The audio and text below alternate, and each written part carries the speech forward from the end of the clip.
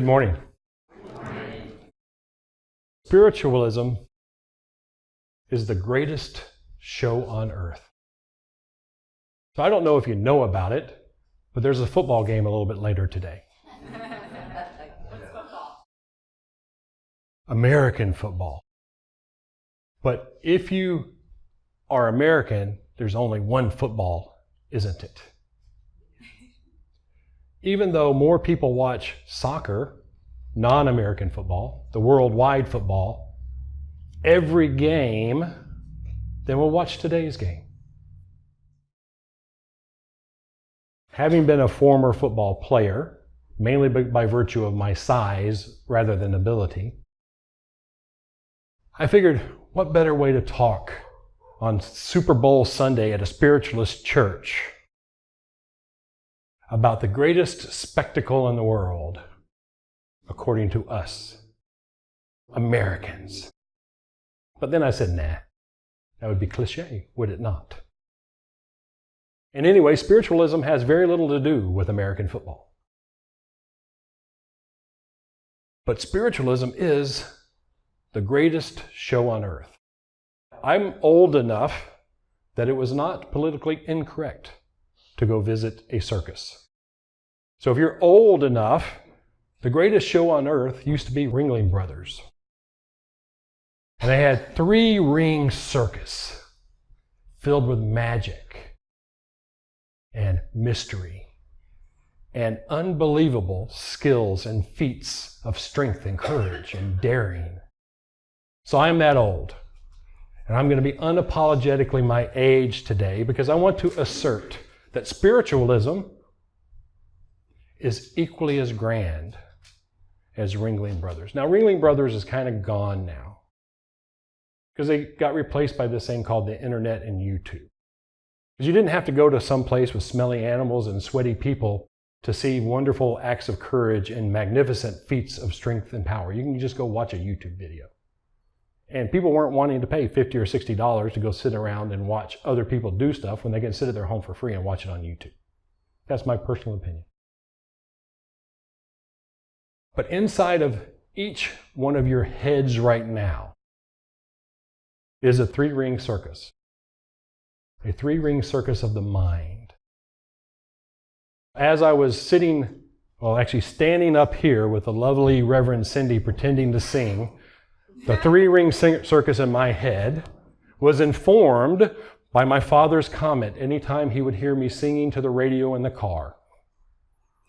He'd say, and I fell for this probably until I was 13 or 14 years old because I'm a pretty slow learner. He'd say, "What'd you do with the money?" "What money?" "The money your mom gave you for singing lessons, because you definitely didn't spend it on that."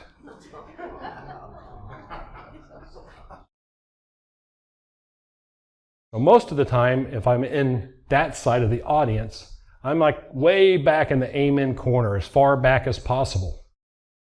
So if you can't sing and they're doing singing, no one's behind you to see you're not singing.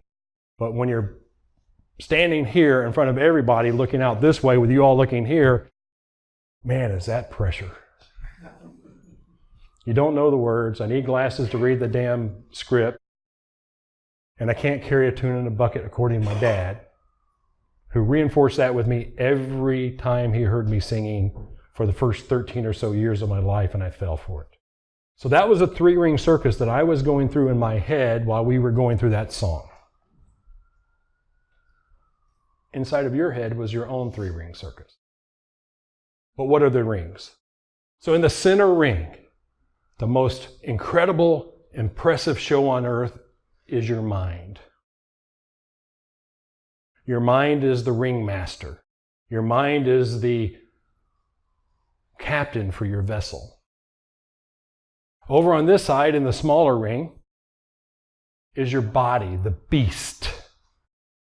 And over here in the smallest, least well-lit ring of all is your spirit. Your spirit. All sounds familiar, doesn't it? Body, mind, spirit. And most of us keep those three pretty much separate. And spiritualism allows you to start converging those three separate rings into a congruent one-ring masterpiece. Think of it as kind of like Cirque du Soleil, where you have one ring with all of your attention, bringing everything together in a magnificent show. That's what we're going to talk about today. Sound interesting? Now your head just gave an answer, which may not have absolutely been in perfect reflection to the heads that were going yes, and a few voices that said yes. Because you're not here hearing one word I'm saying, you're hearing what your mind is interpreting that I'm saying based on three truths that you're juggling. You got three things you're kind of juggling. And if you've ever watched a professional juggler, man, they can do magnificent things. It's entertaining. I don't know that that was my favorite part of the circus, but it certainly was a grand show. So you're juggling right now in the three rings of your circus. You got your body sitting on a chair. In January, or actually we're February, it's February 2020 in Southern California, where it's probably about 73 or 74 degrees, the sun's shining.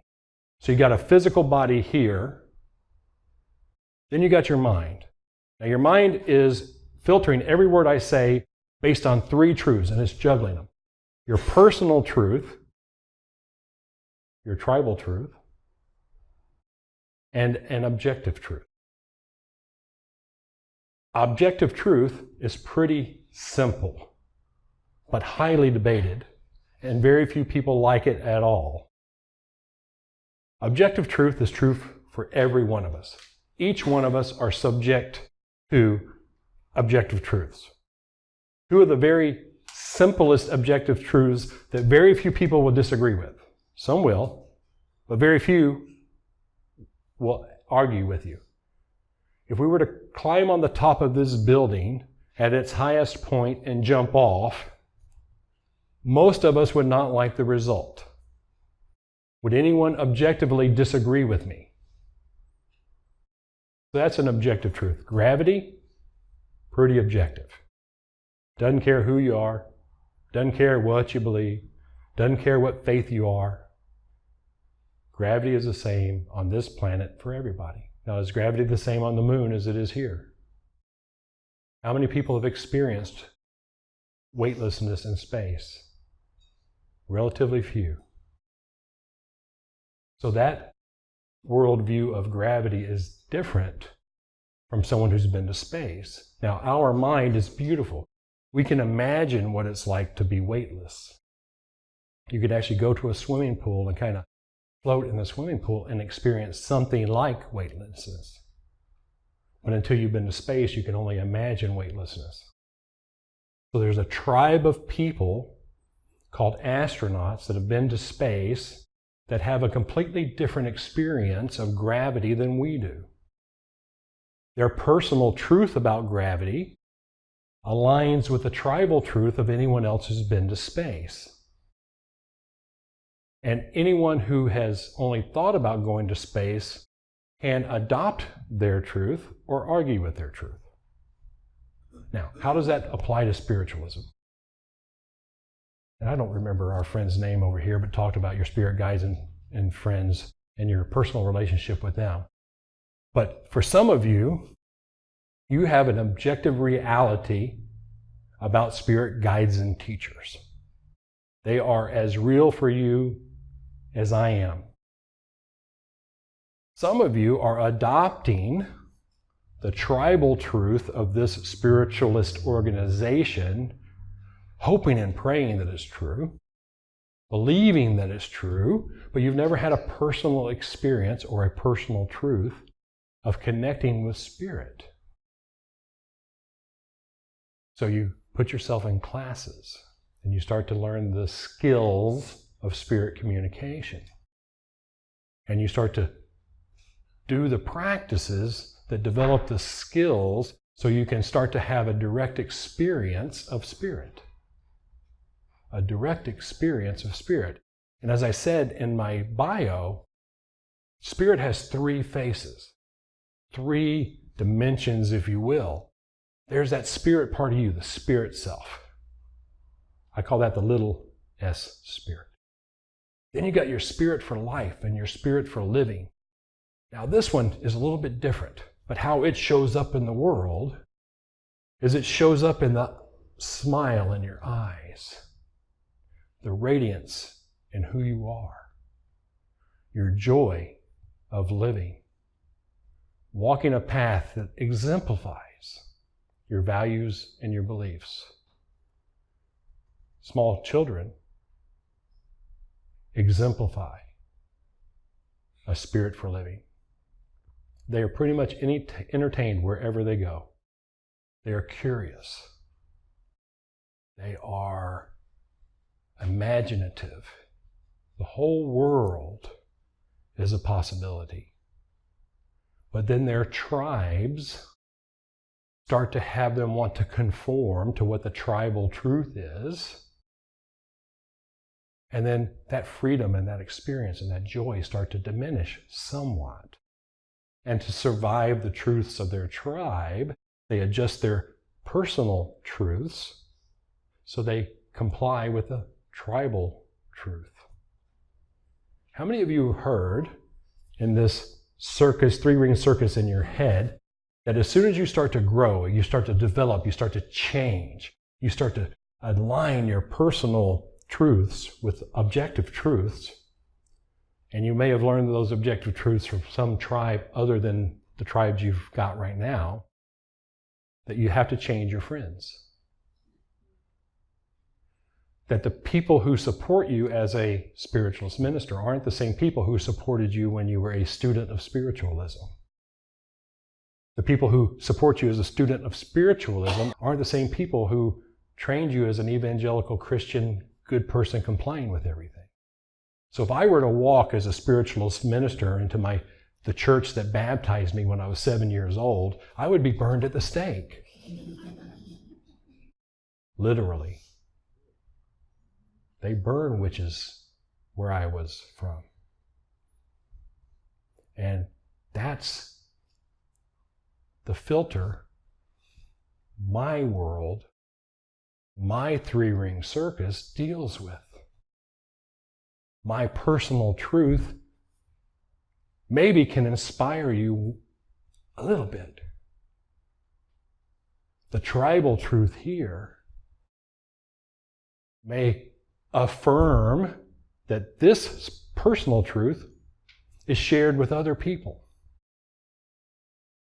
This group of sheep, this flock, if you will, kind of are aligned with one set of beliefs, one set of values, one set of things that work for them. And every spiritual experience begins in the same place. Faith and hope. Faith and hope. You have faith it can work, and you certainly hope it does. And it does until it doesn't. And then you got a problem.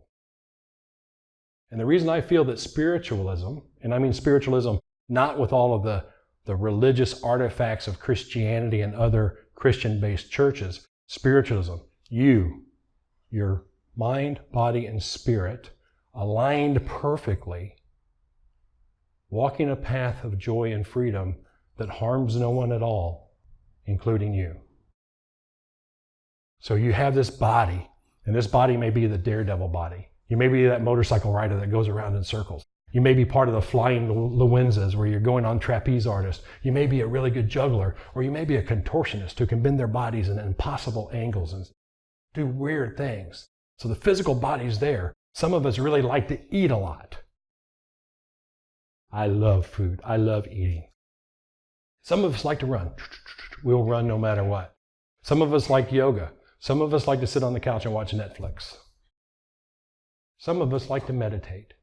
So you have a body, and that body is a reflection of your spirit for life, your spirit for living. What you believe, what you value. It exemplifies how you live your life, whether you like to admit that or not, objectively. Now, then you got the mind. Now, the mind is wonderful. It can be your best friend or your worst enemy. In fact, some days it's both. It's through the practice of meditation. It's through the practice of journaling. It's through the practice of developing your psychic skills to the point you can display them to yourself at first and then to others on demand, on command, that allow you to converge these three rings, the physical ring, the mental ring, and the spiritual ring, into one center ring. Mind, body, and spirit as one.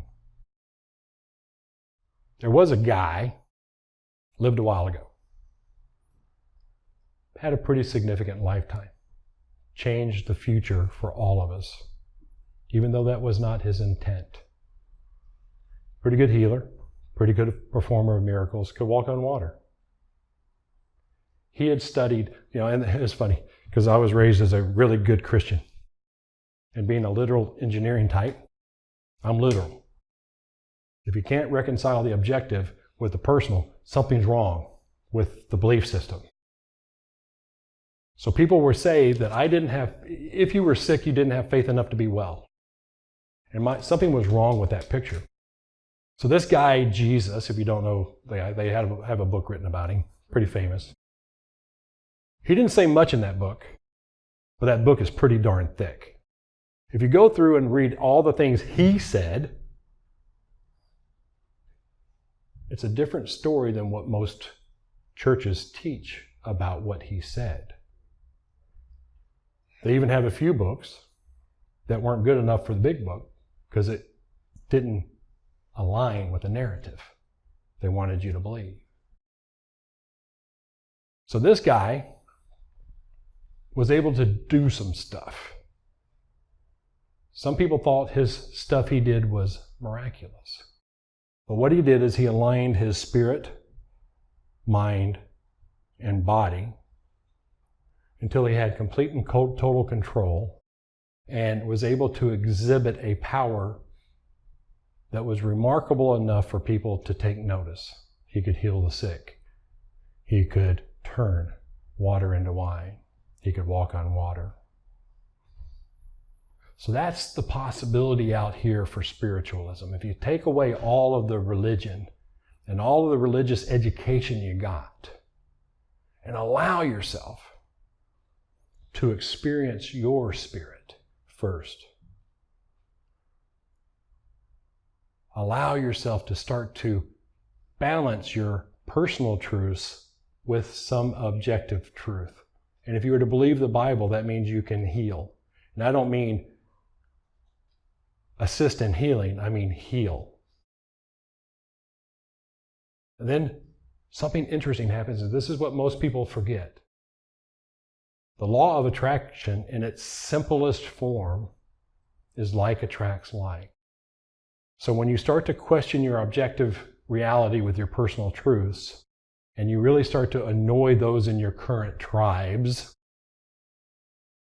you'll start to find you're attracting different tribes. Why else would you be here on Super Bowl Sunday listening to a bald former Christian who's now a spiritualist talk about stuff that could get him burned by 70% of the population in this country? But like everything else in the world, this country thinks that we're special because we have American football. We have the Super Bowl. We're going to have the world champions. And they'll be talking about the commercials. And they'll be talking about the halftime show. And they'll be talking about typically the most boring football game of the year happens on Super Bowl Sunday. More people tune in for the entertainment and go to parties for the food because it's been a long time since January 1st. You're hungry. You've dieted, you've sweated, you've produced more lactic acid in the last few weeks than you had all of last year. And you're hungry. Real hungry. And if you make it past Super Bowl Sunday, then Girl Scout cookies are right around the corner. Did I mention I like to eat? The moment you align mind, body, and spirit, your personal, tribal, and objective truths. As I mentioned in my bio, the world becomes your oyster. Now, here's the problem though. There's a tribe out here that thinks it's wrong for me to mention oyster because we abuse oysters to get pearls. Therefore, everything I've said is not valid because I'm being mean to oysters.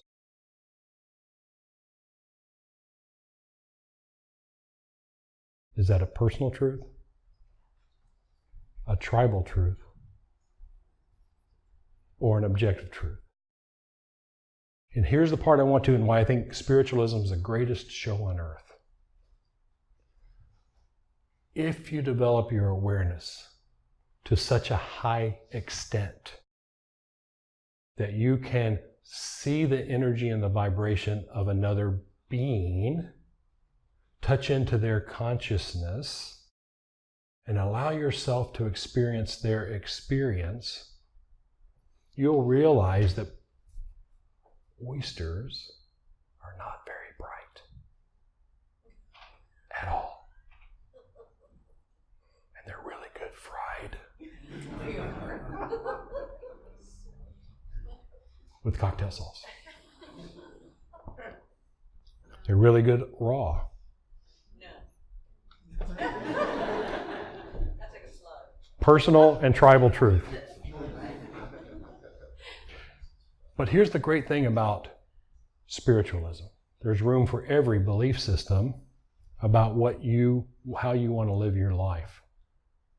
As long as you do two things. Walk your path, never harming another sentient being, including yourself. Now that's a game worth playing. I call it the greatest show on earth. And it's fun when you get to observe people as they start to grow and develop and become more and more aware. As you see their shoulders starting to lose the burdens of the tribes that they were brought up in. Their personal truths start to reflect in the results in their life. They begin to exemplify their values and their beliefs. Harmony is around them. Their circle and sphere of awareness expands. You just want to hang around with them.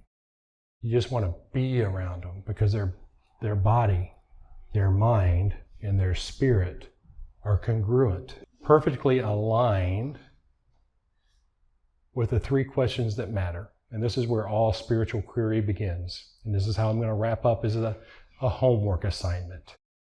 Because remember, if you want to be different next week than you are today, only your actions will make that difference. So there's three questions. Know their answers. If you can't come up with an answer, use a provisional answer based on your tribal and personal truths. Eventually, you'll come up with answers that align with objective truth. And that objective truth will be revealed by the results in your life. Who am I? Why am I here? Where am I going? Those answers reveal your life purpose, your life meaning, and create a context for you to grow into, to exemplify who you are as a spiritual being, as manifest in this three-ring circus of your mind. My highest blessings.